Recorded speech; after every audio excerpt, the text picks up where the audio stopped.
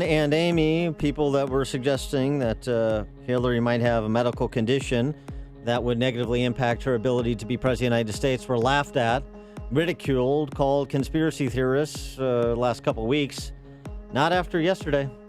Not after yesterday, they're not. All know what happened at the 9/11 ceremony where she essentially collapsed and had to be hoisted into the truck by Secret Service. I mean, she almost had paralysis if you watch the video, and I've watched it hundreds of times. It's so disturbing to see. So she couldn't control herself. Later in the day, diagnosed with walking pneumonia, her doctor, Lisa Bartek, issued a statement saying she's being given fluids and antibiotics, and she's needs to rest. She canceled her trip to California, but she's otherwise doing fine, and she will be fine. That's essentially the statement from her doctor. There was this thing that's going around as well, that when she was pulled into the SUV by Secret Service, there was what looked like a metal object that fell out from underneath her right pant leg. And I don't know what it was, but so there's all kinds of speculation about that and about the true nature of her health. And so the question becomes, should Hillary and Trump be held to the same standard that Bill Clinton held himself to when he was a candidate in 1992, where he released detailed medical records after some prodding by press, but he did do it, or Bob Dole in 96, or John McCain in 2008.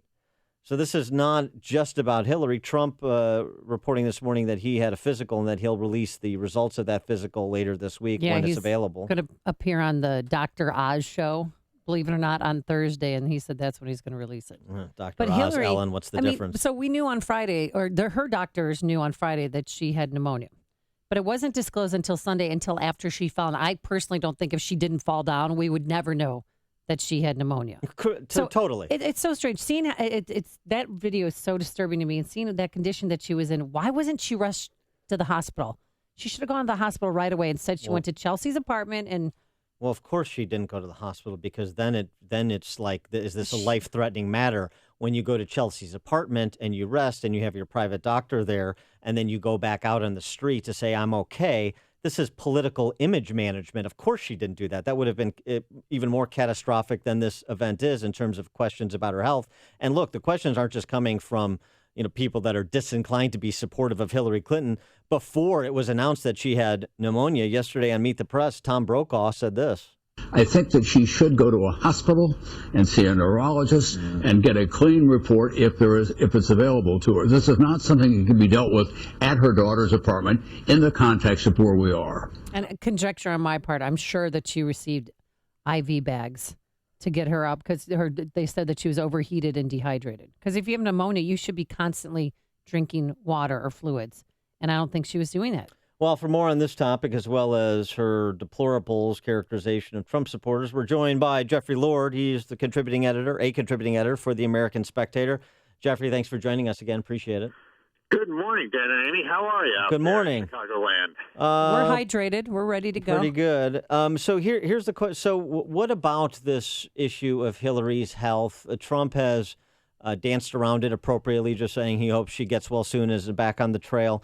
But in terms of the standard that's set and the need for disclosure by both candidates, where do you come down? Wow. I mean, I am just so appalled. I mean, first of all, everybody hopes she gets well here. I mean, pneumonia is nothing to fool around with. So certainly I hope she gets better. But boy, I mean, the lack of transparency here. I mean, this is a big deal. This is how this person would conduct herself in the White House. And frankly, there's nothing new. I mean, you go back to the whole history of the Clintons, whether it's the Rose Law Firm billing records or the wagging finger from Bill Clinton, I did not have sex with that woman. I mean, the first instinct always is to not tell the truth. And they knew she had pneumonia on Friday. And even yesterday, when she collapses, and they put out a statement that says, 90 minutes ago, whatever, and now she's fine. They never even mentioned pneumonia then, and they knew they'd known since Friday she'd had this. I mean, this is looking the American people straight in the eye and not telling them the truth. And therein lies the real problem here, and that is a big one. And I give you one anecdote here from American history, which is very interesting. In 1960, when JFK was facing off against Richard Nixon, in late August, Richard Nixon was campaigning in North Carolina, hit his knee on a car door, He got infected. He had to go into the hospital, Bethesda Naval Hospital, for 2 weeks. It took him off the campaign trail. Well, I've gone back and looked. As a matter of fact, I found a headline from the Chicago Tribune from August 30th of 1960. It was literally the banner headline, Nixon hospitalized. And my point is, the President Eisenhower, went to visit him. It was all above board. Everything was out there. And the interesting thing about this is that by the time he got out, he had not much time left to prepare for his first debate, the one that became so infamous here, the Kennedy-Nixon debate, which was September 26th, the same day as this debate between Hillary Clinton and Donald Trump. So it will be very interesting to see. But the contrast here between the openness of Richard Nixon, of all people, in 1960, and the game playing here with Hillary Clinton, and they both have their first debate on the same day, which affected Nixon's preparation, his physical appearance, everything about him. And you got to wonder here what this is going to be doing with Hillary Clinton. Well, we know Hillary Clinton has a tendency to keep going no matter what, but what do you think is more grueling, the final stretch of a campaign or being president? Oh, being president, without doubt. It's a different kind of environment. You're not on the road all the time. The White House is a nice place, and the Lincoln bedroom is a comfy place. But sure, the that's why decisions Bill that Clinton you've got to sold it. make 24 hours a day, they never relent. You're always called to do something here, whether it's just your schedule and your staff can sort of mitigate your schedule a bit, but you still have all these things hanging over you, and God only knows, a terrorist attack, a hurricane, whatever it is that hits, you've got to be ready for it, and you've got to be well for it. Yeah, and I want if you've got a health problem, this is a problem. Yeah, and the Lincoln bedroom drew a handsome price, so it must be nice. I remember when Bill Clinton used to rent it out. That's right. But here's the thing. Here's why this is relevant. The case of Paul Tsongas. It's not just past presidents who've misled us about their health, whether it's JFK or FDR. The Paul Tsongas case, where his doctors, if you go back and remember the '92 campaign, when he was running against Bill Clinton, his doctors said that he had a bout with non-Hodgkin's lymphoma. His doctor said he was cancer-free and had been cancer-free, essentially implying that he had been cured of his cancer. And that wasn't true. Paul Tsongas, unfortunately, passed away in 1997. So had right. he, had that's he, right. had he, and the FDR point is well made, because in 1944 they went through this sort of deal with FDR, and his doctor said, "Oh, he's perfectly fine." So he got reelected, and he was dead in 4 months. Right. So that's why this is a legitimate issue for the public. It's not that Hillary Clinton's the first one to be less than transparent about her health, but it turns out if you look at historical examples where there has been a bit of misleading that occurred, that turns out to be incredibly impactful on the governance of this country. And, something that is particularly relevant because she's married to a former president of the United States. Woodrow Wilson had a stroke in 1918 or 1919. They didn't tell the public.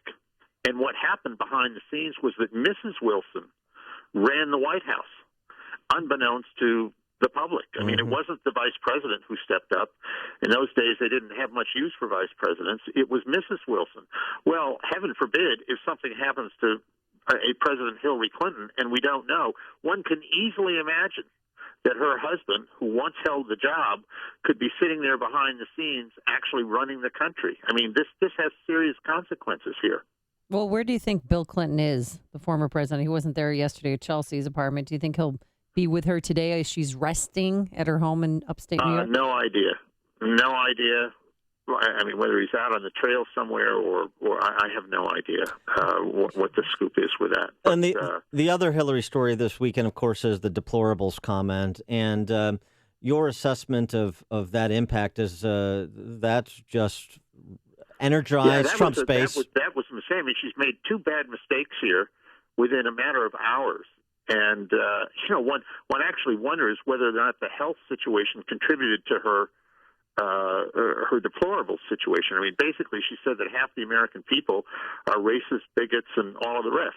And let me just say that there's nothing new about this. I mean, I think that remark was a Freudian slip. Hillary Clinton, like myself, is a baby boomer. And I certainly remember that this sort of divide in American society began to occur in the Vietnam War era when college kids took to the streets to protest the Vietnam War, and they kept moving further left and further left and further left. And it opened up a divide between people like Hillary Clinton, who had a real utter contempt for average Americans, and basically Americans who live somewhere between the east side of Manhattan, the west side of Manhattan, and Los Angeles, everybody in between.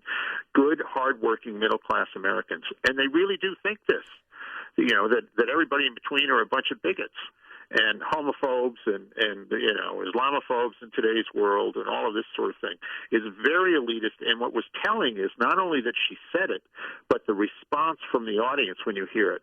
Oh, they yes. laughed and cheered her Sure, on. that's right. And these were a bunch of, Barbara Streisand, these were a bunch of rich donors, elitist donors, who very much think themselves smarter and more superior, and superior to the rest of the country. So I thought it was a very, very telling remark. All right. He is Jeffrey Lord, contributing editor to the American Spectator. Jeffrey, thanks again for joining us. Appreciate it. Okay, guys. Talk to you again. And he joined us on our turnkey.pro answer line.